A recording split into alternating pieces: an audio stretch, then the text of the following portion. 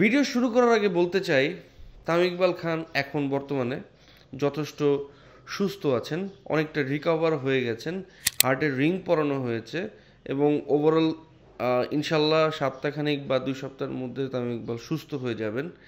কিন্তু একটা ঘটনা মানে হৃদয়টাকে নাড়া দিয়ে গেছে, সেটা হচ্ছে খেলা জগতের একটা পোস্ট ছিল তামিম ইকবালকে নিয়ে, যখন তামিম ইকবাল এই হার্ট অ্যাটাকটা হয় তামিম ইকবালের। তো সেই পোস্টে লক্ষ্য করা গেছে 1,000 মানুষ হাহা রিয়েক্ট দিয়েছে। তাদের উদ্দেশ্যেই আসলে আমার কিছু কথা বলার আছে, যে জীবনে কখনো তো আপনিও বিপদে পড়বেন বা আপনারও একটা শেষ মুহূর্ত আসতে পারে। তখন যখন এই অবজারভেশনটা আপনি লক্ষ্য করবেন যে 15,000 মানুষ ক্রাই রিয়েক্ট দিয়েছেন এবং 1,000 মানুষ হাহা রিয়েক্ট দিয়েছেন, এবং এমন একটা বিষয়ের উপরে হাহা রিয়েক্ট দিয়েছেন সেটা আসলে মানে তাদের মনুষ্যত্ব কোন লেভেলের কতটা নিচে হইতে পারে, যে সেটা তাদের মানে কতটা বাজে হতে পারে তাদের মেন্টালিটি, সেটা প্রুফ করে।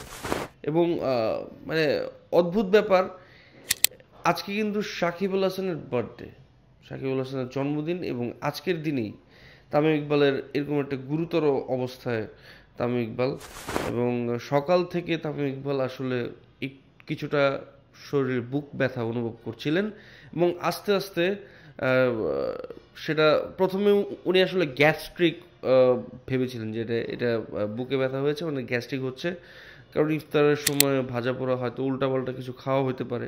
তো প্রচণ্ড পরিমাণে গ্যাস্ট্রিক অনুভব করেন। প্রথম উনি হাসপাতালে যান স্থানীয়, এবং সেখানে নর্মাল চিকিৎসা নেন।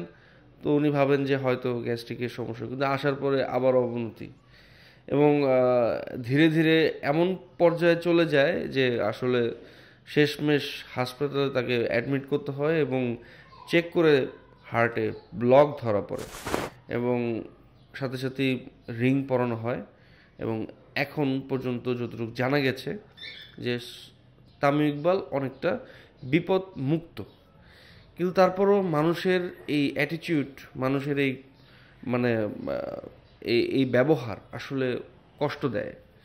কারণ তামিম ইকবাল খান শুধুমাত্র একটা মানে একজন একজন ওপেনার না, বাংলাদেশের আসলে ক্রিকেটের হার্ট তামিম ইকবাল। হ্যাঁ, বাংলাদেশের আমরা ছোট থেকে বড় হয়েছি তামিম ইকবালকে খেলতে দেখে, তামিম ইকবালের খেলা দেখে ছোট থেকে বড় হয়েছে। সেই 2007 সালে ইন্ডিয়াকে হারানোর মানে সবচেয়ে বড় মূল নায়ক কিন্তু তামিম ইকবাল। এবং তামিম ইকবাল বাংলাদেশের এমন অনেক জয় আছে যেগুলোতে আসলে তামিম ইকবালের অবদান অস্বীকার করার কোনো অপশনই নেই। তারপর যদি এই যে খেলা যোগ বলেন বা বিভিন্ন জায়গায় আসলে লক্ষ্য করা গেছে যে তামিম ইকবাল এরকম এরকম একটা বাজে মানে এরকম একটা নিউজে মানুষের এই রিয়াকশন মানে হা হা রিয়েক্ট, অদ্ভুত।